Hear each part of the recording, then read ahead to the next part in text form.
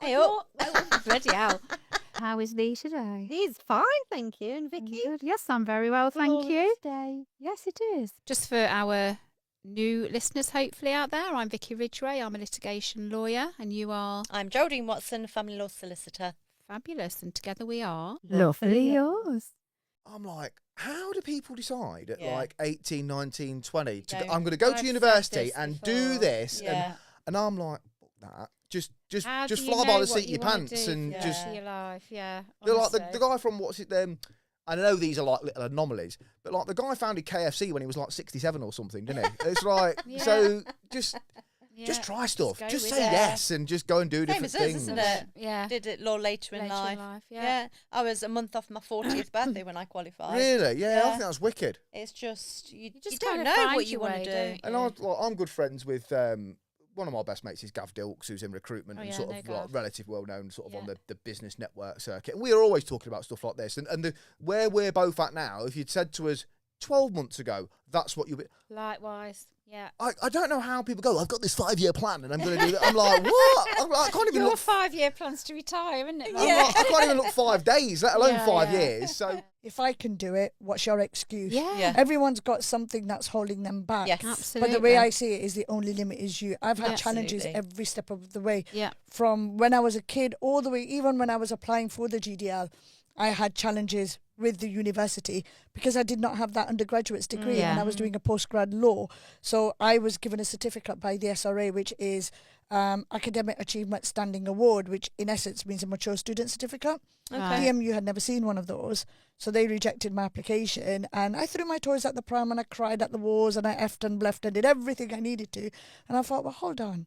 SRA are the ultimate regulators. They're the one that's going to regulate me. So if they've got no issues, Then what? Yeah. then why Yeah. is DMU Yeah. having such a huge problem with it? So I got SRA to battle it out with DMU. Really? Literally the day before the course was due to start, I got the admissions phone call. Good for you. I won't go into what the Wow. context of that phone call was, but let's say it wasn't pleasant. Okay. But had I taken no for an answer, I probably wouldn't be sitting Yeah. here Yeah. today. Yeah. So there was loads of challenges. My daughter was 18 months at the time. So I literally had less than 24 hours to sort out uni fees Yeah. and then her God. childcare. But I did it, and I rocked here up you to the are. first day and paid up Mm. and did everything else I needed to. It's really sad, but when a child gets to a certain age, they're considered hard to place. Mm. And I think it's from about 4 or 5 upwards, they're a hard to place child, Mm. which essentially means no one really wants them, Yeah. which is really sad. It's very sad. So we saw this little boy, he was 5, and we watched a video that they'd done.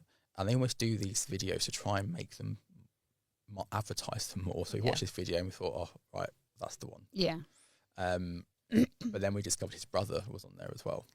He was a year older. No. Wow. Okay. And they couldn't be adopted together through they'd been assessed by sort of specialists. Yeah. And they had decided that for the boy's needs, they both needed to be adopted separately. Mm. So then we were like, ooh, because we like the Gosh. look of both profiles. Yeah.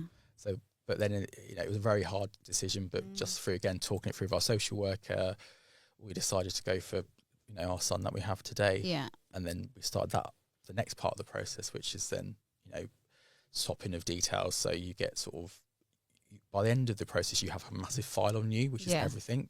Yeah. So you kind of swap this big book on us with the big book from the child, Yeah. and that goes into everything. So that talks about his birth parents' history Yeah. from when they were kids and what they went through, and Oh, wow. because you'll find again unfortunately a lot of Mm. parents in that situation will have had social Yeah. services involved. So from a very young age, we were like, Yeah. right, this happened and that happened. So we knew everything about him, his family, his brother. So you basically just read these documents and Yeah. then you kind of go to another panel, which is basically checking that the child's needs Going to are be what met. you can Yeah. meet. And then again, we passed that, which was obviously great because again, that was probably more nerve wracking actually than the first panel because at that point you're invested. Well, there's a human You've being. seen- There's a you've- physical. Yeah, Mm. you've seen Possibility there, and you isn't start to there? imagine what life could be. Yeah. So we went up to where he was living, and we basically were in a coffee shop, and his foster carers bumped into us and pretended they were Wow. our friends. Just be like, Oh. so the, And what was that like? it Can was you? so nerve wracking because we were there earlier, so we were just waiting, Yeah. and then they just come up, and there's this boy there, and he didn't know obviously that we Yeah. who we Yeah. were, and he was just talking to us, And then it was only half an hour, so it was very short. And at the end, he was like, "Oh, can you come to McDonald's with us?" And we were like, "Oh, we're not." We was like, "Oh, we can't today." And then he kept looking back at us as well. And we were like, "I wonder if he does know." Yeah. I wonder if he does know. That's a really good way of doing it, isn't it? Yeah, I think it just keeps it really low pressure, just to get an idea. And then we observed him playing in the park one time, which again was very weird. Yeah. We drove 2 hours just to go and watch a child play in the park for an hour. Yeah. And we were like, we were 2 men sat here. Yeah, can you imagine? We felt so awkward. Yeah. And then the sort of foster care sort of snuck over and just came and chatted to us, which was nice because then we felt a bit less weird. So we did that, and then once we were all sort of good to go, we went up to stay where he was living for 2 weeks. So we took 2 weeks off work, and we basically lived in an Airbnb. Yeah. And then we would sort of build up the visits. Yeah. So sort of day one, we sort of saw him for an hour, and then day two was a bit longer. So the idea was over the 2 weeks, we got like to see every part of the day, the routine. He got used to us. And in the second week, we sort of took over. Wow. Which was like absolutely, again, because you're in someone else's house. You're doing this all at the foster carer's house. So you feel like you're being watched. You're being watched, and you feel like you're being like you've been judged. Not they were lovely, but there is still always that fear of like, what if we don't do this right? Yeah. What if we don't gel? Yeah. And I remember we took him out the second week, and he had a bit of a tantrum, and we went to a soft play. And he didn't want to go, but obviously we only had a certain amount of time. Yeah. And that was the first we were like, oh my god, like this is real now. Yeah, like, yeah. We're dealing with this. It's not just like fun stuff. We're dealing with this is the reality of having a 5-year-old. Yeah. Yeah, exactly that. But I think we were lucky that the foster carers he were with were similar age to us, so sort of shared interests, and they had young kids themselves, so they understood and they were really supportive. Fab. So yeah, and then he came back. So at the end of those 2 weeks, he was yours. Yeah, they brought him down on a Friday or Thursday, and he basically moved in with us. So what's the most unusual thing anybody has left in their will? Ooh, that's a good question. I've had some obscure ones. Go on. I've had a lady that had 22 dogs. Oh, wow. And she just decided to leave them all in her will to a friend. Oh my! Oh, no. I'd like that person. And I thought, I'm not sure if this is a help or hindrance to that friend. Yeah. Yeah, it was absolutely wild. Yeah. Did she say to you, do you think I should ask her before I do this in the will? I strongly suggested she asked if she actually wanted them. Oh my God, can you imagine? Can you imagine? Just sitting there when the will's being read thinking, oh, I've inherited something. I'm really sad that my friend's died, but wow, I wonder how much she's left me. Yeah. I remember it was a long time ago, but they fell out with their family and they left them all £1 each. Just to wind them up, I think it might have been. But what I found was that family law just came to me more easily. And I found it more interesting, really. What do you enjoy? I thought about the cases more. I found the stories at the heart of family law to be more compelling. And I actually enjoyed the interactions that I had with my clients more. I enjoyed the interactions with the other barristers more. I liked working with my solicitors in the way that I did. So it didn't take that long for me always to have a sense that family law was going to be part of my career. Is there anything about family law or the clients or the solicitors that you don't like? Any aspect of family law that you don't like? Yeah, I mean, there's plenty. I mean, if we're honest.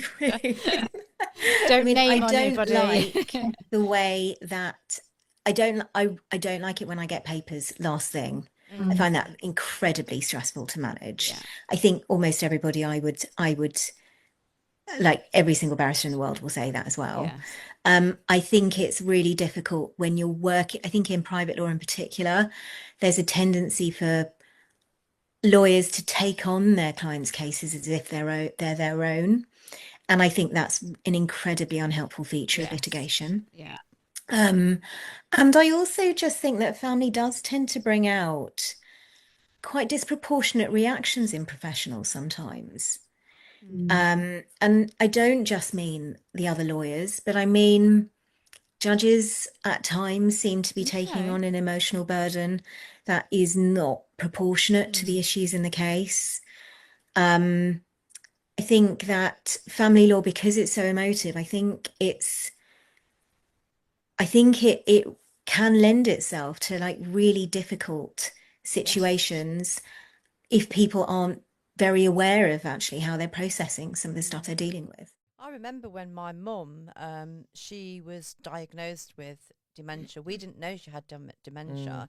And then somebody reported my mum to the social services saying, oh, she's been neglected because she was living on her own. I was around the corner. So everything was like a whirlwind. Social worker came round, said, right, your mum's got to go into temporary care home because we feel she's going to harm herself, basically, unintentionally.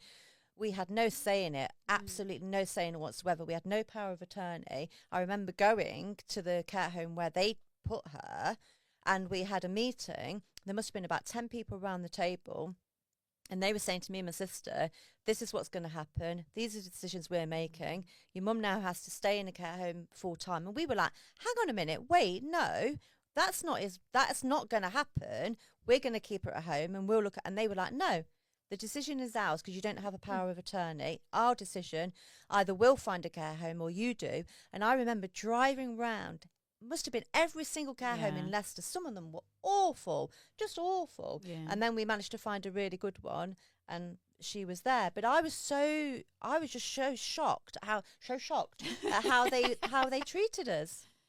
It's like we didn't matter. And that is why, power of attorneys. Yeah, absolutely. Over health and welfare are so important. But we didn't realise.